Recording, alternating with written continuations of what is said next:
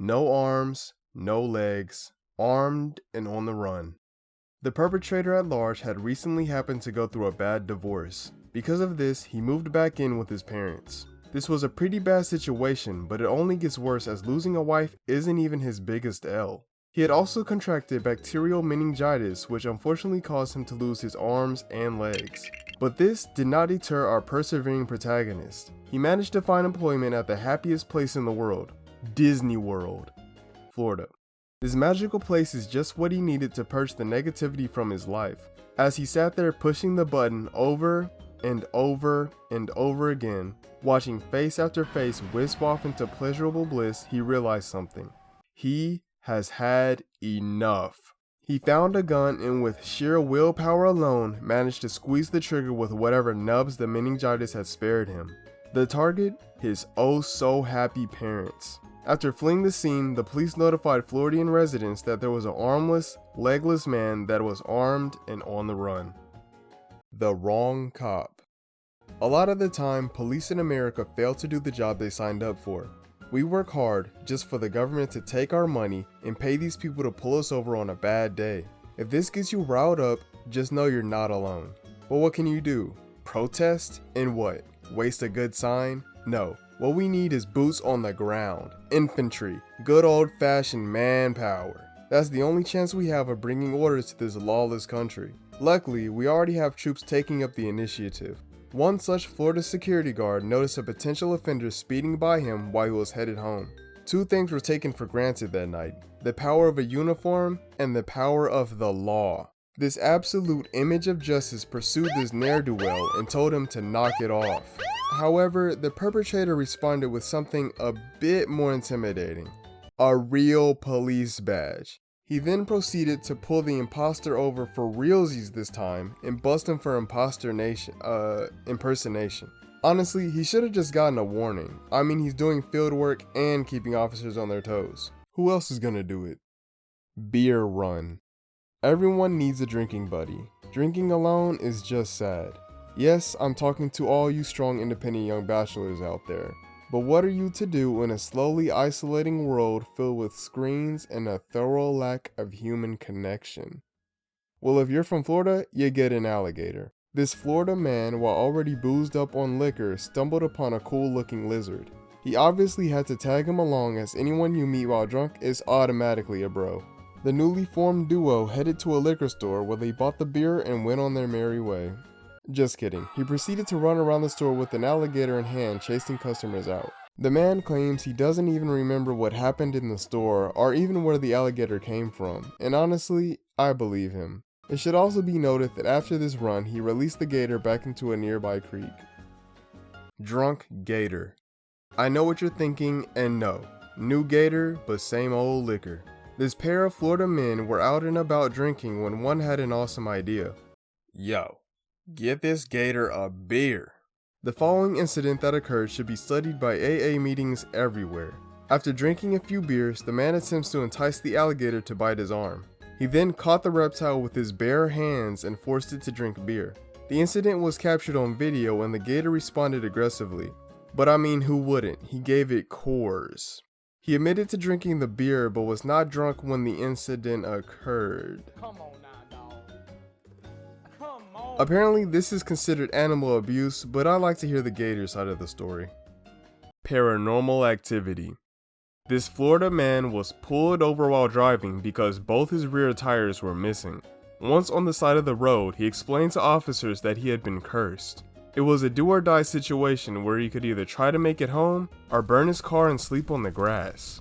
And I mean, alright, one bad night at the club will do it to you, but that's not why he made headlines. If it was just that, they might have just given him a citation and maybe called a tow truck for his troubles. That would have been the good ending, if he didn't accidentally press up on the D-pad to spit in the officer's face. He did this after he was asked to perform a sobriety test. Are you seeing a pattern? Because I am. After refusing to perform the test, it all went downhill from there. He threatened deputies, started kicking at them, and even tried to take the taser from their holster, which almost unlocked a secret cutscene, but they stopped him before that could play out. This was obviously enough to warrant an arrest, and the rest is history. Presidential mission. It may not be easy to believe, but the government is watching you right now as I speak. I know, this is a lot to take in, but luckily you're not alone.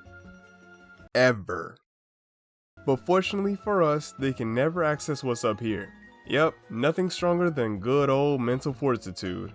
Sir, they hacked into the brains. Guys, I have some bad news. Apparently, one Florida man has claimed to get a message directly from the president in his head. The president supposedly told this man that he had to steal a vehicle for an important mission. The mission? To warn a space base of an impending battle of mythologically stellar proportions. He arrived and relayed the crucial information. US aliens were fighting Chinese dragons. To his surprise, the base didn't send out any infantry or even relay his message to the army. Instead, they arrested him for Grand Theft Auto. Maybe they didn't understand the urgency of the matter. Either way, it's obvious that the president has an unreleased version of GTA 6 and doesn't want anyone else to play. So next time the president of the United States patches directly into your subconscious, just know it's part of the campaign. Bad joke. We all have some questionable jokes that we may laugh at even though we know we shouldn't. Maybe the joke shouldn't have been said, but once it's out, there's no taking it back. At the end of the day, they are just jokes. The worst thing that can happen is that people don't laugh. Right? Well, imagine a joke so bad that it gets you banned from all Disney properties for life. Do you have a joke in mind? I'll give you a moment to think of one. Okay, here's how it happened. This Florida man was on the phone with an employee asking to extend his stay for the hotel room he was in. The request was taking a while longer than expected, and so to express his frustrations, he let out a poetic soliloquy. I'll share it with you now. I could have built a meth lab in the length of time it has taken you guys to answer me. Apparently, this was the wrong dialogue option, as moments later, Orange County deputies were on the scene to question him about this meth lab. Before you get heavy-handed in the comments, just know even he said it was a bad joke. He told the reporter he should have said that he could have built an atomic bomb instead, which I'll admit is a bit funnier. Unusual arrest. This one is a weird one, so brace yourselves. A Florida man knocked on his neighbor's door, and when she opened it, she was shocked.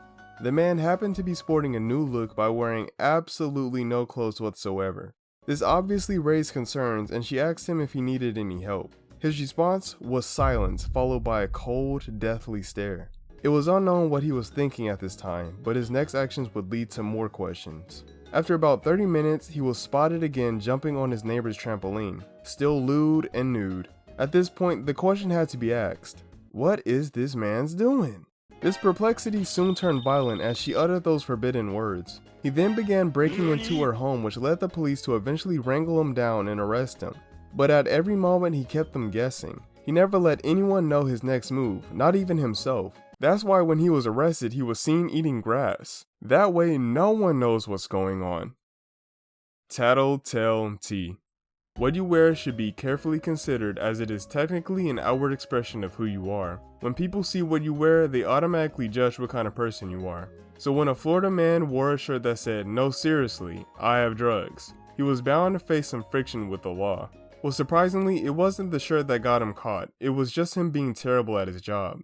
This probably could have been gathered by the shirt, but this is exceptionally sloppy by criminal standards. He was in a line at a Kmart trying to pass a bag of a leafy substance to a shopper behind him. Bear in mind, this is in full view of the officers that happened to be in the store at the same time. He then paid for his items and left the line while allegedly leaving the bag on the ground behind him.